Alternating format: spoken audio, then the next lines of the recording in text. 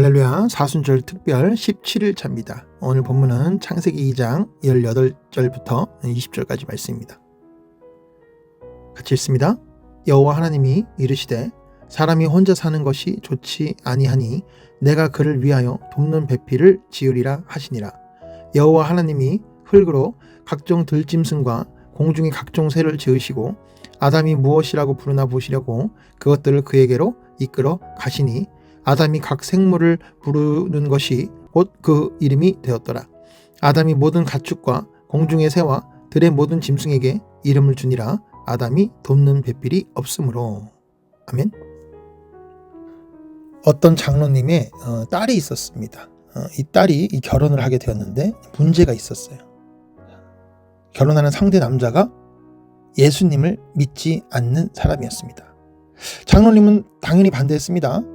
그런데 딸이 뭐라고 했는지 아십니까? 아빠, 걱정 마세요. 결혼 후에 제가 전도할 자신이 있어요. 남자도 참 신실하고 사람은 좋아 보였습니다. 결혼 전에 교회도 같이 나왔습니다. 사람 좋게 인사하고 어울렸습니다. 장로님은 생각했죠. 그래, 결혼 후에 변할 수도 있겠지. 할 수 없이 결혼을 허락했습니다. 근데 여러분, 결혼 후에 어떻게 됐을까요? 완전히 달라졌습니다. 제사상을 차리는 것은 물론 절을 하라고 했습니다. 이보게, 우리 집안 며느리 되었으면 절을 해야지. 딸은 할 수가 없었어요. 한 번도 해본 적이 없었습니다. 할 수도 없는 일이었습니다. 그런데 남편이 뭐라고 했는지 아십니까? 잡은 고기에 먹이를 주지 않는다더니. 결혼 전의 약속을 다 잊었습니다. 남편은 교회에도 가지 않았을 뿐만 아니라 아내가 교회 가는 것도 방해하기 시작했습니다. 둘 사이에 아들을 낳았습니다. 집안의 대를 잇는 아들이라고 합니다. 그런데 더 핍박이 심해졌어요. 이 딸이 울면서 말했습니다. 왜 목사님이 믿지 않는 사람과 결혼하지 말라고 그렇게 강조하며 얘기했는지 이제 알 것 같아요.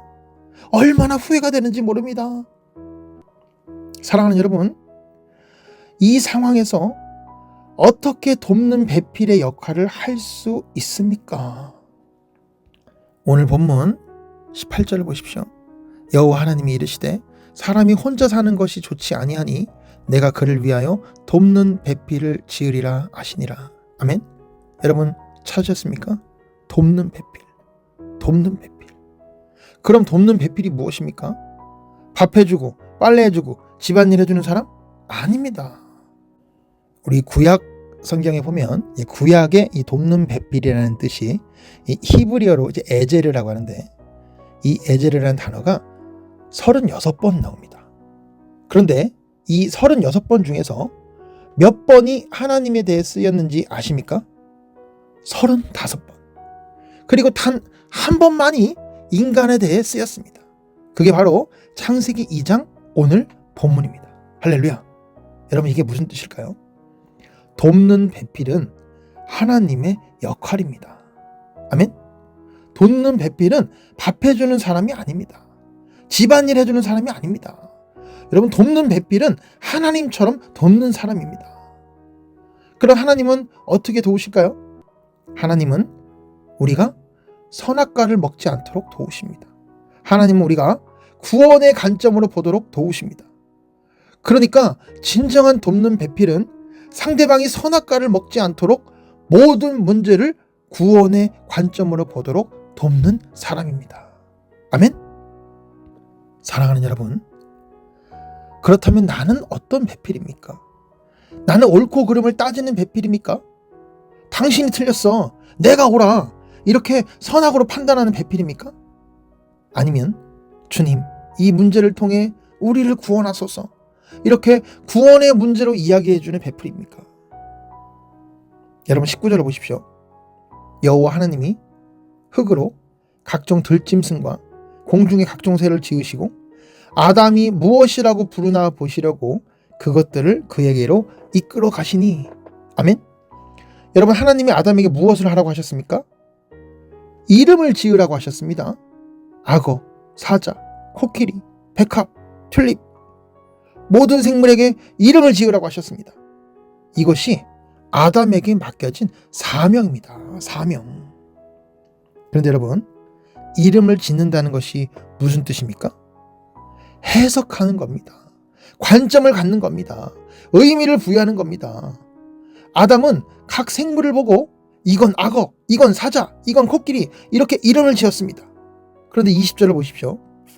아담이 모든 가축과 공중의 새와 들의 모든 짐승에게 이름을 주니라. 아담이 돕는 배필이 없으므로. 아멘. 여러분 이거 보이십니까? 아담이 사명을 감당할 때 돕는 배필이 없음을 깨달았습니다. 아멘. 사명을 감당하려고 할 때 돕는 배필의 필요성을 느낀다는 거예요. 할렐루야. 내 야망으로 내 뜻대로 살고 있으면 돕는 배필이 필요 없습니다. 그런데 하나님의 사명을 감당하려고 할 때 주님 혼자서는 못하겠습니다. 돕는 배필이 필요합니다. 이렇게 깨닫게 되는 거예요. 아멘. 그런데 여러분, 아담이 이름을 지으면서 무엇을 깨달았는지 아십니까? 짐승도 나도 똑같이 흙으로 지음을 받았네. 그 중에 내 짝이 있겠지? 그런데 있어요? 없었습니다. 왜요? 짐승은 똑같은 재료로 만들어졌어도 그 속에 뭐가 없기 때문이에요? 하나님의 생기가 없기 때문입니다. 생기가 없으니까 관리의 대상이지 동반자가 아니라는 거예요. 할렐루야.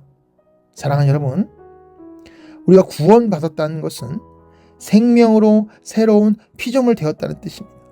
죄로 죽은 영혼이 다시 살아났다는 뜻입니다. 그럼 믿지 않는 사람들은 어떻습니까? 영이 죽은 사람들입니다. 살아서 걸어 다녀도 죽은 사람입니다. 생명이 없는 사람입니다. 그럼 생명이 있는 사람이 생명이 없는 사람과 짝을 이루면 어떻게 될까요? 그게 바로 재앙이에요. 그게 재앙이고 불행이고 고통입니다. 장로님 딸처럼 후회합니다. 성경은 분명히 말씀하십니다. 고린도서 6장 14절에 믿지 않는 자와 멍에를 함께 매지 말라. 아멘. 사랑하는 여러분, 그럼 이제 실제적인 적용을 한번 해보겠습니다. 여러분에게 힘든 사건들이 올 수 있습니다. 바람나고 부도 나고 부모가 자녀가 속썩이고 그 힘든 사건에 나는 이름을 어떻게 붙이고 있습니까? 지겹다, 힘들다, 지친다, 피곤하다, 포기하자 이런 이름을 붙이고 있습니까? 아니면 주님이 나를 훈련시키신다, 하나님이 우리 가정을 구원하신다, 이 문제를 통해 더 강해진다 이런 이름을 붙이고 있으십니까? 제가 어떤 집사님을 만났습니다. 배우자가 바람을 폈습니다. 보통 사람들은 어떻게 합니까? 이 나쁜 사람, 이 나쁜 XX 이혼하자 이렇게 선악으로 판단합니다. 그런데 이 집사님은 달랐어요. 이렇게 이름을 붙였습니다. 이것은 내가 내 남편을, 내 아내를 육신의 정욕대로 골랐기에 하나님이 이 정욕을 무너뜨리시는 사건이다. 이것은 우리 부부를 구원하시는 사건이다. 아멘. 사랑하는 여러분, 이름을 어떻게 붙이느냐가 중요합니다. 해석을 어떻게 하느냐가 중요합니다. 관점을 어떻게 갖느냐가 중요합니다. 사랑하는 여러분, 자식이 가출을 해도 이것은 자식 우상을 폐하시려는 사건으로 이름 짓고, 사업이 망해도 이것은 물질 우상을 깨트리시는 사건으로 이름 짓는 겁니다. 사랑하는 여러분, 돕는 배필이라는 것은 하나님처럼 돕는 사람입니다. 여러분, 돕는 배필은 선악으로 판단하지 않고 구원의 관점으로 보게 하는 사람입니다.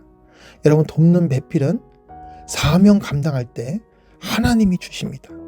여러분, 돕는 배필은 생명 있는 사람 중에서 찾아야 합니다. 꼭 믿음의 사람을 찾으십시오. 할렐루야. 그럼 우리는 오늘부터 어떻게 해야 할까요? 첫째, 하나님처럼 도우십시오. 배우자가 힘들 때 선악으로 판단하지 마십시오. 대신 구원의 관점으로 돕는 배필이 되십시오.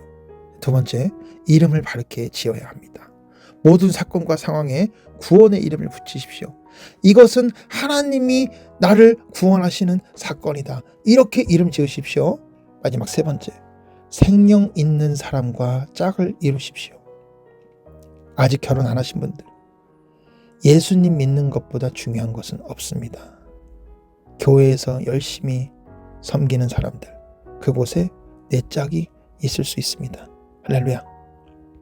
이 사순절 특별, 이 40일의 여정 가운데 여러분이 진정한 돕는 배필이 되기를 바랍니다.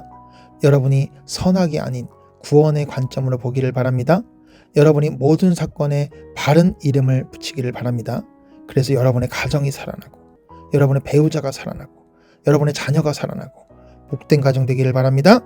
돕는 배필된 여러분, 이름 바르게 짓는 여러분, 구원의 관점 가진 여러분, 생명 있는 여러분 되시기를 예수 그리스도의 이름으로 축복합니다.